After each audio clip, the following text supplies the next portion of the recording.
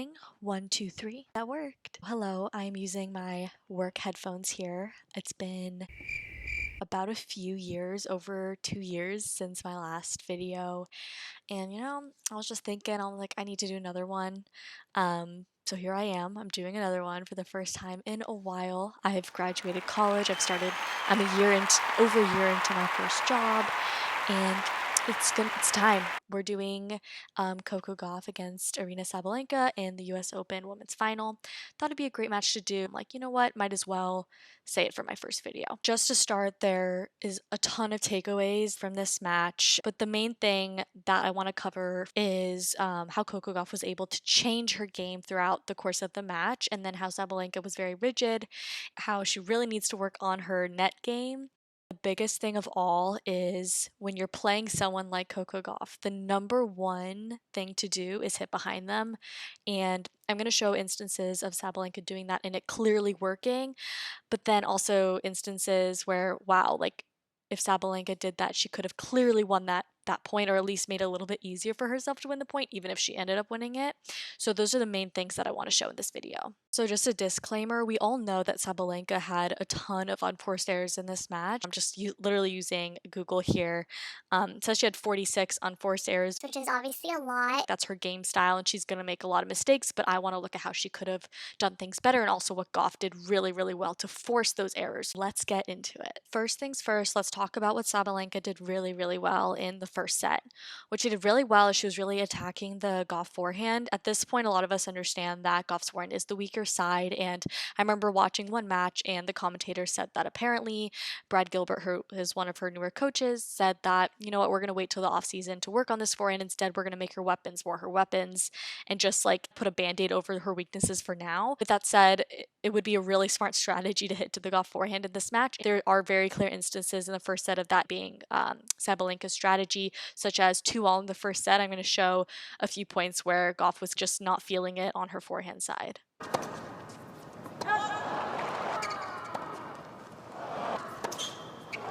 That 2-all game in the first set was a very clear indicator of that weaker side, and Sabalenka was really pounding that forehand side, and you can see it clearly had an effect. She won the game, and she will eventually win the set. Another really interesting thing to note about the first set is that Coco Gauff really started kind of really hitting down the middle a lot and not really putting a lot of like energy into her shots, and I'll talk about why that's important in a second. This point's a great example of Coco Gauff being a little gentle on those shots. She's hitting right down the middle, nice and easy, and Sabalenka's going to pound this. Easy winner right there. When you're playing someone like Sabalenka, you can't just hit right to them in the center of the court. They're going to hit winners, and they're going to be more aggressive.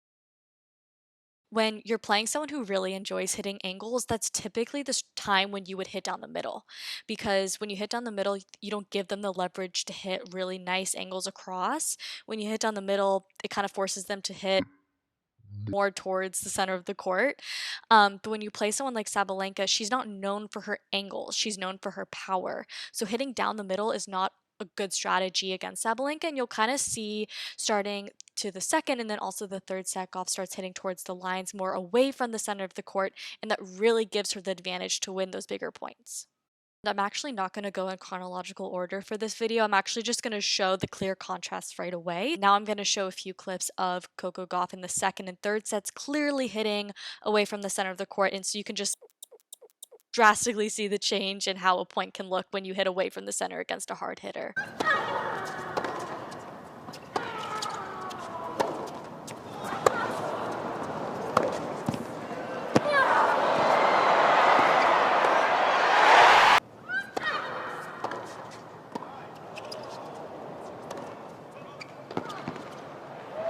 That's the way from Gauff. Another thing I want you to notice here, aside from just hitting away from the center a little bit more, is her ability to convert defense into offense here.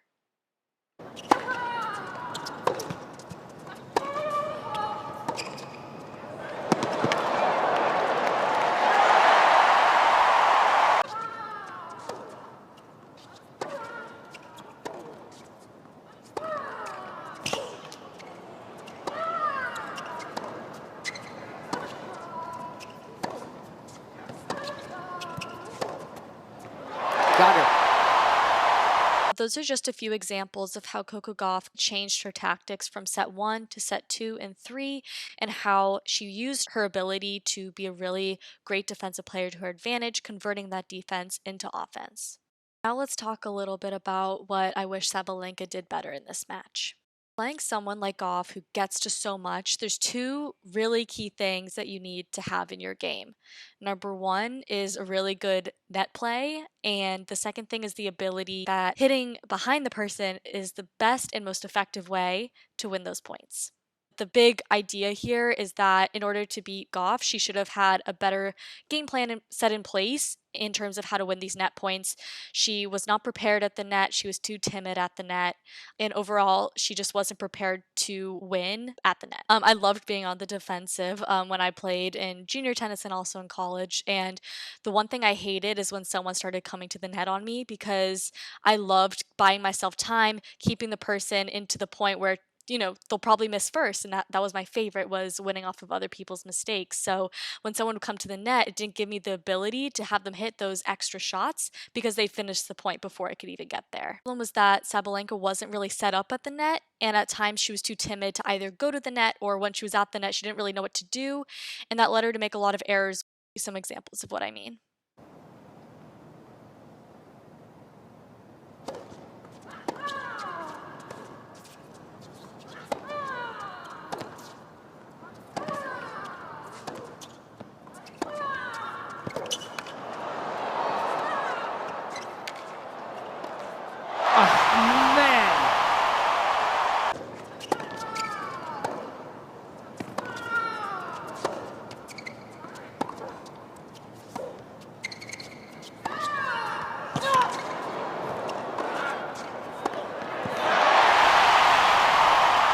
So an example of one point where I feel like Sabalenka should have gone to the net and treated a ball as an approach shot, but she chose not to, and I'll point out exactly where I think that is.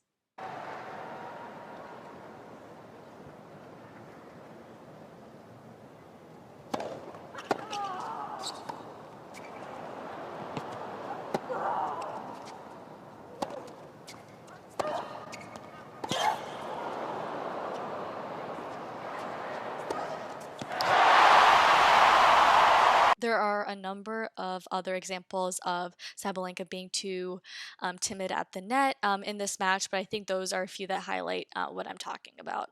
I know there's a lot to talk about, but I think we just have to go to the last and to me most important part of the match, which is Sabalenka not hitting behind Coco Gauff enough.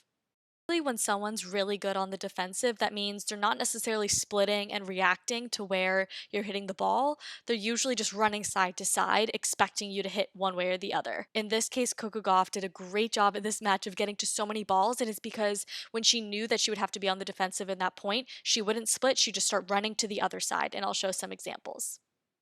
This is a great slow-mo clip of Coco Gauff just running side to side, and I just want you to watch her not really split at all in this point.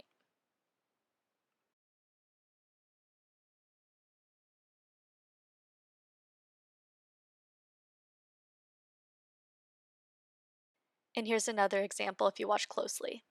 So she's going to split here, but soon she's going to be on the defensive and not split for the rest of the point, except for one part that I'll show.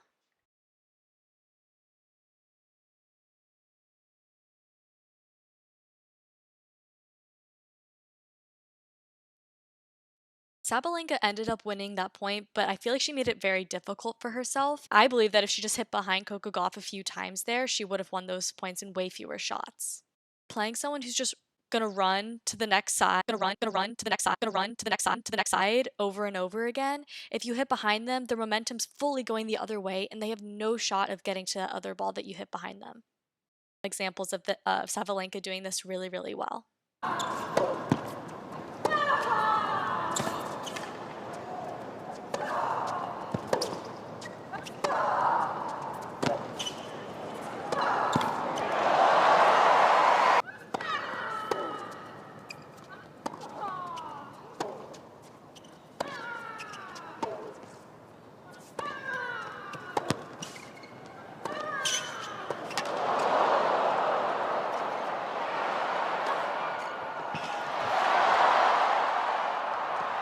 She can't.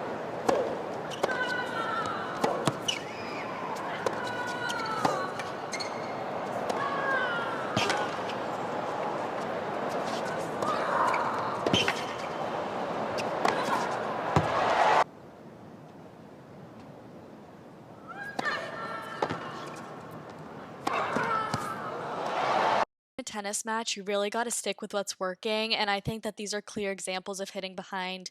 Coco Gauff can help her win those points very quickly. I mean, even like that second example I showed you, of course, she still had to hit a few more shots to win the point, but she really put herself in a great spot.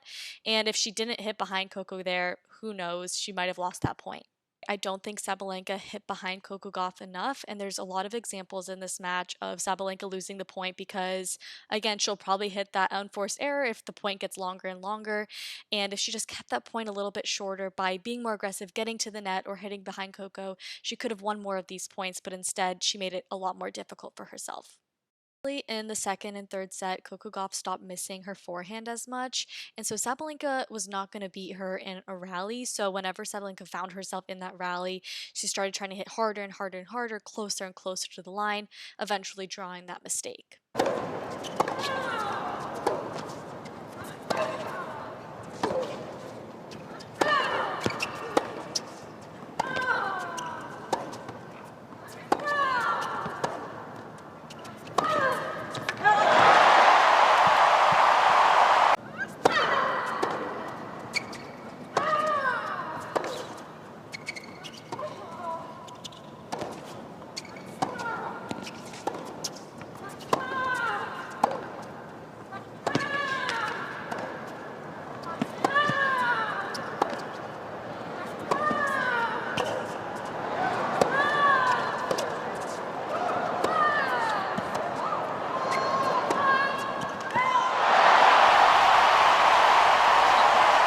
And there were tons of other things happening in this match, a lot of other factors, but those are some of my key takeaways. Gauff was hitting very cautious in the first set and started being a lot more aggressive, turning defense into offense, hitting closer to those lines in the second and third set, which really helped her, and obviously using that defense to her advantage as well. And then Sabalenka just really not figuring out how to beat Gauff in this situation. She thought that she could beat Gauff these rallies when that definitely could not work, especially when her unforced error count was that high. So winning smarter at the net and also hitting behind Gauff would have been how I would have told her to win that match. But again, she really does have to continue to work on that net play, be a little bit more confident at the net, and then really figuring out what's working and then spotting how hitting behind Gauff really could have helped her win that match. The story is that Coco Gauff won because she figured out what wasn't working and what was, and Sabalenka didn't. Found this video interesting or useful for your own games if you're a Sabalenka type hitter or more of a Coco Gauff type hitter. I'm more of a Gauff type hitter, and I definitely experience these types of matches, and I Was very happy. that the person didn't figure out hitting behind me or going to the net would have beaten me, but hopefully you guys can find this useful for your own games. Definitely interesting doing another one of these after so many years, so I'm excited to hopefully get back into this again and create more content.